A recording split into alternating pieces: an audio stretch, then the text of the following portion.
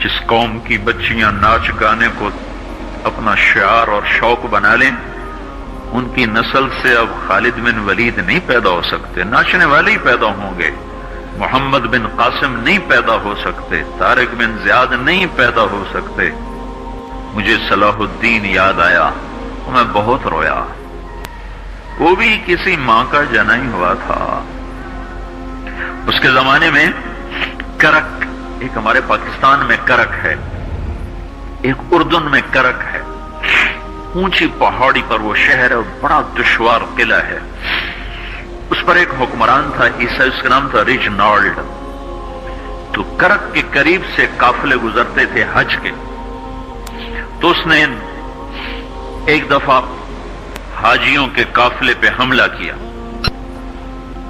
اور کہنے لگا بلاؤ اپنے محمد کو تمہاری مدد کرے، اور سارے حاجیوں کو تعطیق کر دیا۔ اور دوسری دفعہ اس نے بحری بیڑا تیار کی اور مدینے پر حملہ کرنے کے لیے وہ بندرگاہ تک پہنچا یمبو کی، لیکن موسمی حالات سازگار نہ تھے تو واپس ہو گیا۔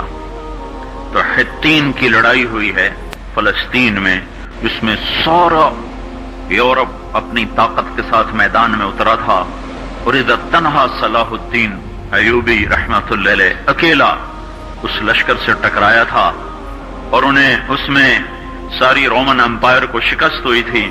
تو بڑے بڑے بادشاہ اس میں گرفتار ہوئے، تو اس میں ریجنالڈ بھی گرفتار ہو کے آیا۔ تو کوئی 12 بادشاہ تھے ریاستوں کے جو سامنے اس کے پیش کیے گئے، تو پیاس کی شدت سے سب کا برا حال تھا۔ تو صلاح الدین نے سب کو پانی پیش کیا، ریجنالڈ کو نہیں پیش کیا۔ تو یروشلم کا جو بادشاہ تھا ہمفرے، اس نے اپنا پانی بچا کے اس کو دیا۔ تو صلاح الدین نے کہا یہ پانی تو دے رہا ہے، میں نہیں دے رہا ہوں۔ اسلام میں یہ ہے جب کسی کو پانی پلا دو تو اس پہ تم ہاتھ نہیں اٹھا سکتے، یہ امن کی نشانی۔ تو صلاح الدین نے فوراً اسے کہا یہ پانی تو نے دیا، میں نے نہیں دیا۔ تو پھر انہوں نے ریجنالڈ کو اسلام کی دعوت دی کہ تو مسلمان ہو جا، میں تجھے دعوت دیتا ہوں۔ اس نے انکار کر دیا، کہا میں نہیں ہوتا۔ تو انہوں نے کہا میں نے تیرے قتل کی 2 دفعہ قسم کھائی تھی۔ ایک جب تو مدینے پہ حملہ آور ہوا تھا تو میں نے قسم کھائی تھی میں تجھے اپنے ہاتھوں سے قتل کروں گا، اور دوسری دفعہ جب تم نے حاجیوں پہ حملہ کر کے کہا تھا بلاؤ محمد کو، تو میں نے قسم کھائی تھی کہ مجھے اللہ نے موقع دیا تو میں اپنے ہاتھ سے تیری گردن اڑاؤں گا۔ آج محمد کا ادنا غلام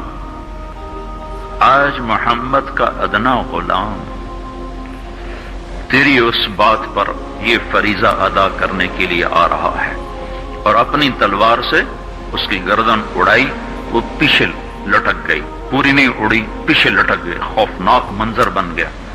تو سارے بادشاہوں پہ کب کبھی طاری ہو گئی۔ تو صلاح الدین فرمانے لگے ہمارے مذہب میں یہ نہیں ہے، بادشاہوں کے ساتھ ہم بادشاہوں جیسا ہی سلوک کرتے ہیں، پر یہ حدود سے آگے چلا گیا تھا۔ اب مجھے یہ قصہ بھولا ہوا تھا، مجھے انہی حادثوں میں، انہی ہنگاموں میں وہ یاد آیا، تو بعد تنہائیوں میں بیٹھ کے بے بسی کے آنسو بہہ جاتے ہیں، اور اس کے سوا کوئی چارہ نہیں ہے۔ ہماری ساری نسل موسیقی میں ڈوب چکی ہے، جو بدن سرتال پہ تھرکتے ہوں، جو بدن موسیقی کے اوپر ہلتے ہوں، رقص میں آتے ہوں، ان پہ کانٹے ہی اگیں گے، ان پہ صلاح الدین کا پھول نہیں اگ سکتا، ان میں محمد بن قاسم کے پھول نہیں اگ سکتے۔ بانجھ ہو گئی ہے ہماری نسل، اور یہ یورپ کا سحر ہے جو چل گیا ہے، ہماری بے بسی ہے، ہماری بے بسی ہے۔ میں تو بس منت ہی کروں گا اپنے آپ کو پہچانو، اپنی ہستی حیثیت کو پہچانو، اپنی نسبت بدلو۔